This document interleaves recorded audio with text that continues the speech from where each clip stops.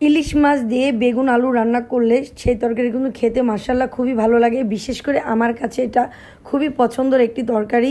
তো যাই হোক, আজকে সেই তরকারির রেসিপিটাই শেয়ার করব আপনাদের সবার সাথে। তো সবাই কেমন আছেন? আশা করছি সবাই খুব ভালো আছেন। তো প্রথমে আমি ইলিশ মাছটা ভালো মতন ধুয়ে 1 চামচের মতন লবণ দিয়ে এটাকে মেখে এক সাইডে রেখে দেবো। এখন দিয়ে দেবো পরিমাণ মতন তেল আর পেঁয়াজ। তো পেঁয়াজটাকে আমি একটু লাড়াচাড়া দিয়ে বাদামি কালার করে ভেজে নিয়ে এলাম। এখন এখানে দিয়ে দেবো কষানোর জন্য পরিমাণ মতন একটু পানি। তো পানিটা দিয়ে এখন আমি দিয়ে দেবো এখানে 1 চামচের মতন লবণ, আর দিয়ে দেবো মরিচের গুঁড়া, হলুদের গুঁড়া, ধনিয়ার গুঁড়া, সব কিছু দিয়ে এখন এটাকে ভালো মতন সময় নিয়ে কষিয়ে নেব। তো কষানোটা হয়ে গিয়েছে। আগে থাকতে আমি সবজিটা আগে থাকতে কেটে রেখেছিলাম বেগুন আলু, সেটা এখন দিয়ে মশলার সাথে লাড়াচাড়া দিয়ে ভালো মতন মিশিয়ে এখন এটাকে আমি কিছুক্ষণের জন্য ঢেকে ভালো মতন কষিয়ে নেব। তো কষানোটা হয়ে গিয়েছে, দেখতেই পারছি। ঢাকনাটা তুলে নিচ্ছি এখন আমি।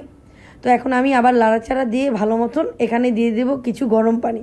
তো গরম পানিটা দিলে কি হয়, সবজিটা গলে না, খুব তাড়াতাড়ি রান্নাটা হয়ে যায়, যার কারণে আমি গরম পানিটা দিয়ে দিলাম। তো গরম পানিটা দিয়ে এখন লাড়াচাড়া দিয়ে এখন আমি দিয়ে দেবো এখানে ইলিশ মাছ, যেটা আমি আগে থাকতে লবণ মেখে রেখেছিলাম, সেই মাছটা এক এক করে দিয়ে এখন এটাকে আমি কিছুক্ষণের জন্য ঢেকে দেবো বলক আসা পর্যন্ত। আর বলক চলে এসেছে। এখন আমি এখানে দিয়ে দেবো কিছুটা কাঁচামরিচ। তো কাঁচামরিচ দিয়ে আলতো হাতে একটু লাড়াচাড়া দিয়ে এটাকে আবার ঢেকে আমি কিছুক্ষণের জন্য ভালো মতন রান্নাটা কমপ্লিট করে নেব।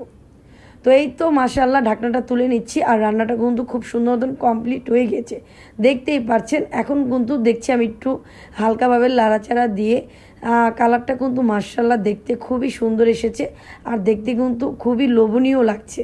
তো কারা কারা আছেন যে ইলিশ মাছ দিয়ে বেগুন আলু দিয়ে খেতে খুবই পছন্দ করেন বা এভাবে ঝোল করে রান্না করে খেয়েছেন? যদি খেয়ে থাকেন সেটা অবশ্যই আমাকে কমেন্টে জানাবেন। আর আজকের এই রেসিপিটা আপনাদের সবার কাছে কেমন লাগলো জানাতে কিন্তু মোটেও কমেন্টে ভুলবেন না। তো আশা করছি আজকের রেসিপিটা আপনাদের সবার কাছে খুবই ভালো লেগেছে। তো সবাই সুস্থ থাকবেন, ভালো থাকবেন, আল্লাহ হাফেজ।